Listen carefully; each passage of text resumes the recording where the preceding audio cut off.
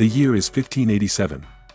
Beyond England's storm-lashed cliffs, the Atlantic yawns, a vast, merciless expanse where legends are born and swallowed whole. Three creaking ships, the Lion, the Fly, and the Elizabeth, forge a path through towering swells, their timbers groaning with each pounding wave. Aboard, 115 souls clutch hope like a lifeline. Among them, seasoned craftsmen, humble farmers, and daring dreamers, all bound for an island whispered only by mariners and dreamt by monarchs. Their guide, Sir Walter Raleigh's bold vision for a new English realm. Their promise, a fresh start upon Roanoke's uncharted shores. As the ships cleave through mist and salt, fear and anticipation intertwine. Mothers hush crying infants, eyes wide against the spray. Soldiers tighten leather straps on muskets, scanning the horizon's gray expanse for signs of land. In this suspended moment, every heart beats in unison, the old world fading behind them, the new world's mysteries beckoning ahead. When dawn finally parts the veil of fog, Roanoke Island emerges, an emerald jewel against the restless sea. Its shoreline, kissed by foaming breakers, beckons with untamed promise and hidden peril. The air is thick with cicada's song, the marsh's brackish odor mingling with fresh pine. Here, under live oaks draped in ghostly moss, the colonists will sow their dreams, and unwittingly plant the seeds of a mystery that will endure through centuries. They build shelters with trembling hands, palisades of rough-hewn oak, crude wood frames that creak under the sun. A chapel rises, its simple cross a fragile beacon of faith. And when Eleanor Dare, daughter of Governor John White, births her daughter Virginia, the first English child in the New World, joy blooms amid uncertainty. Yet even this bright moment casts a shadow, Virginia's cry echoes across an island that will soon keep its silence. From the moment the colonists step ashore, Roanoke resists. The earth's promise is fickle. Corn refuses to grow in the stubborn soil, fish teem beyond the shallows, just out of reach. The forest pulses with life and danger. Whispers of the native Secotne and Croton tribes drift through campfires, warnings sown in wary glances. Every rustle in the underbrush, every chill breeze through the palisade, carries a question none can answer: will this land be friend or foe? Under a blood-red sunrise, Governor White surveys his fledgling kingdom, heart heavy with foreboding. He senses that this is not a chapter of triumph but the opening lines of a riddle. 3 years will pass, years of struggle, faith, and creeping dread. And one autumn day, the colony will vanish, leaving only carved letters and a silence more chilling than any storm. Tonight, we step into that storm's eye. We trace the echo of distant muskets, the hush of abandoned huts, the carved word, Croton, and we listen for the whispers still haunting Roanoke's shores. What fate befell the lost colony? And why does its silence still beckon us to search, to wonder, to believe that some mysteries are forever beyond our grasp? Scene 1, The Voyage and Arrival. Imagine an English spring, 1587. Back home, fields awaken under thawing frost. Here, at sea, the horizon is a shifting palette of gray and silver. The Lion, the Fly, and the Elizabeth pitch and roll as they journey beyond charts. Salty spray pummels faces, soaking matchlocks and hearts alike. Supplies shrink by the day, hardtack grows stale, barrels of ale run low, but hope inflates every chest with buoyancy. Governor John White stands at the tiller, eyes narrowed against spray and doubt. Beside him, his daughter Eleanor cradles Virginia, swaddled against the chill. Each infant wail is a reminder, this voyage is not for the faint of heart. Yet every anguished cry is met with resolve. They have no choice but to press on. Weeks blur until, one dawn, the mist parts like a curtain. Roanoke glimmers ahead, sandbars shelved in turquoise shallows, forests rising like silent cathedrals. The ships anchor. Men leap into yawls, oars slicing water. They step onto a shore uncharted by their maps but etched into memory by dreams.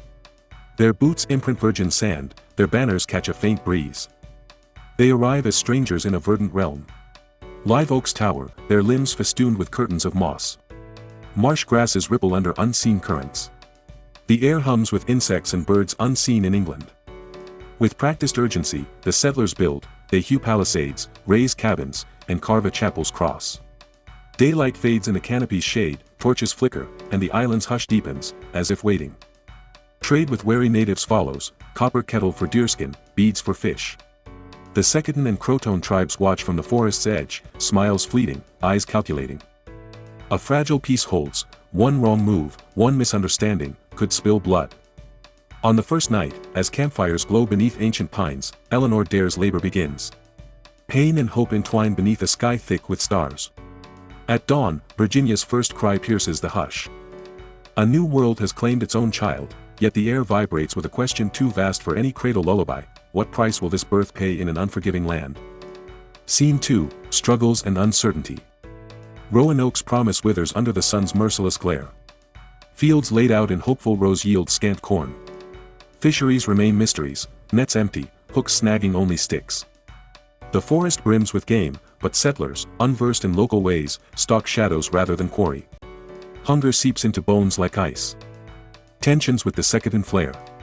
A misunderstanding over stolen food ends in bloodshed, one settler's rifle shot, one native's arrow wound. Trust fractures, every gesture carries suspicion. In whispered council beneath the palisade, leaders debate alliances. The Croton, living on a nearby isle, seem friendlier, but shifting loyalties are as common as tides. Governor White's command falters under the weight of dwindling hope. He watches settlers grow gaunt, sawbones tend fevers without cure, children's laughter muted by unease. His daughter's eyes, once bright with promise, dull with worry as Virginia's crib empties day by day. In August, White makes his choice. With hands that tremble, he gathers his counsel. England must send aid, tools, provisions, reinforcement. The men and women he leaves behind cling to one another, tears glinting in the last sunlight of their haven. Ships depart under a leaden sky. The roar of waves swallows their farewells. The island's shape blurs into mist, and 115 souls remain, stranded between hope and oblivion. Scene 3, The Long Wait. Each sunrise on Roanoke brings both relief and dread. Relief that dawn has come, dread that it brings no salvation. Supplies shrink to slivers, rationing becomes ritual. Mothers hush cries of hungry babes, fathers stand watch at the palisade, muskets loaded against unseen threats. A slender lifeline forms with the Croton tribe. Corn kernels and fish trade hands beneath watchful eyes. Settlers adapt to new foods, hominy replaces stale bread, freshwater mussels supplement dwindling meat. But reliance breeds unease, each barter feels like a binding pledge. Whispers drift through camp, they've forgotten us. Rumors swell that White's ship was lost at sea or captured by Spaniards. The memory of Virginia Dare's birth fades like footprints in sand. Some settlers talk of abandoning the palisade, striking out into the wilderness to join tribes or find rescue. In the hush between dawn and dusk, the island's vastness presses close. Nightmares seep into sleep, visions of empty cabins, skeletons in overgrown fields, the forest swallowing every trace of human endeavor. Dreams meld with waking fear. Scene 4, The Return and the Mystery. August 1590. On a silvered sea, John White at last spots Roanoke's ragged silhouette.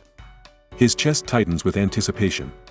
He rows ashore, no welcoming horns, no laughter. Only abandoned tables, ovens cold, and the hollow echo of empty homes. The palisade stands empty. Floors are layered in dust and moss.